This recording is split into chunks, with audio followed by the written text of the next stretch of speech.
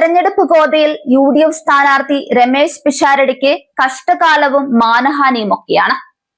കൂടെ പ്രവർത്തിക്കാൻ നേതാക്കളില്ലാതെ സ്വന്തം മണികൾ പോലും കൈവിട്ട അവസ്ഥയിൽ ഒറ്റയ്ക്ക് ചുറ്റിത്തിരിയുന്ന പിഷാരടിയുടെ ദയനീയ ദൃശ്യങ്ങൾ ഇപ്പോൾ സോഷ്യൽ മീഡിയയിൽ അക്ഷരാർത്ഥത്തിൽ ചിരി പടർത്തുകയാണ്. കോൺഗ്രസ് നേതാക്കളുടെ തുടർച്ചയായ സ്ത്രീപീഡന വാർത്തകളും അതിനോടുള്ള പിഷാരടിയുടെ നിസ്സംഗതയുമാണ് ഈ ഗതികേടിന് കാരണം.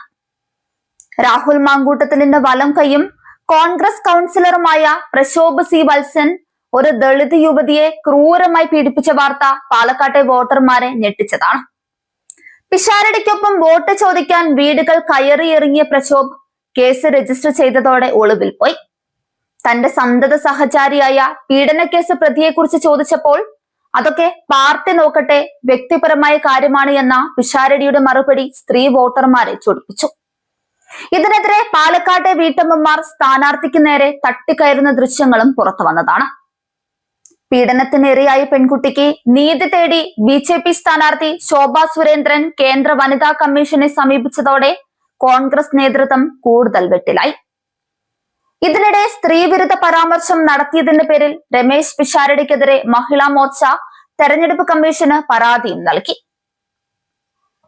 സിനിമയിലെ തമാശകൾ രാഷ്ട്രീയത്തിൽ എഴുന്നള്ളിക്കുന്ന പിഷാരടിയുടെ രീതിക്ക് കനത്ത തിരിച്ചടിയാണ് ലഭിക്കുന്നത്. പ്രചാരണ രംഗത്ത് ആകെ ആത്മവിശ്വാസം നഷ്ടപ്പെട്ട പിഷാരടി ഇപ്പോൾ വെറും സെൽഫി സ്ഥാനാർത്ഥിയായി മാറിയിരിക്കുകയാണ്.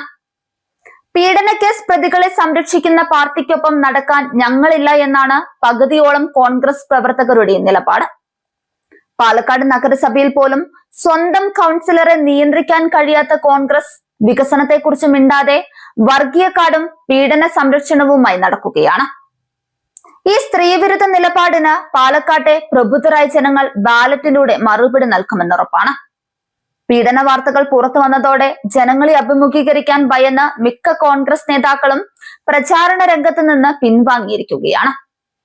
പീഡനക്കേസ് പ്രതികളെയും അവരെ വെള്ളപൂശുന്ന സിനിമാ നടനെയും ചുമക്കാൻ ഞങ്ങളില്ല എന്നാണ് മണ്ഡലത്തിലെ പ്രവർത്തകരുടെ പൊതുവികാരം. പാലക്കാട് നഗരസഭയിൽ പോലും സ്വന്തം കൗൺസിലർമാരെ നിയന്ത്രിക്കാൻ കഴിയാത്ത കോൺഗ്രസ് വികസനത്തെക്കുറിച്ച് മിണ്ടാതെ വർഗീയ കാർഡും പീഡന സംരക്ഷണവുമായി ഒളിച്ചു കളിക്കുകയാണ്. തോൽവി ഉറപ്പായതോടെ എങ്ങനെയെങ്കിലും പ്രചാരണം അവസാനിപ്പിച്ച് മടങ്ങിയാൽ മതിയെന്ന നിലപാടിലാണ് പിഷാരടി. നരേന്ദ്രമോദി സർക്കാരിന്റെ വികസന ഗ്യാരണ്ടിയും സ്ത്രീ സുരക്ഷയും ഉയർത്തി ശോഭാ സുരേന്ദ്രൻ പാലക്കാട് വൻ മുന്നേറ്റമാണ് നടത്തുന്നത്.